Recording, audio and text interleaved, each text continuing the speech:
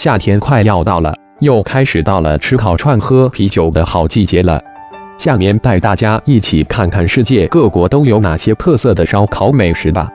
菲律宾地区的特色烧烤美食应该就是烤猪大肠了。猪大肠会提前用秘制配方煮熟再次串烧烤，外酥里嫩，十分受欢迎。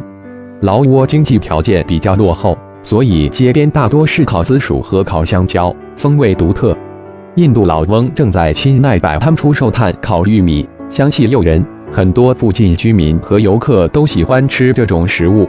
在墨西哥，烤猪头极其受欢迎，猪头仅做简单的冲洗后便上烧烤架进行烤制。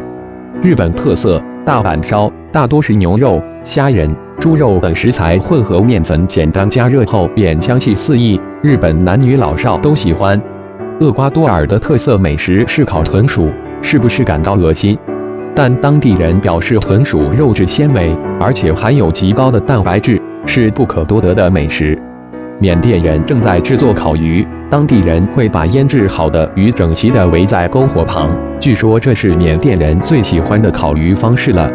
曼谷特制的柠檬草烤鱼，肉质鲜嫩，让人食指大动啊！圣托里尼岛位于希腊东南部，每年到这里的游客可谓是人山人海，当地特色的美食烤章鱼也是深受喜爱。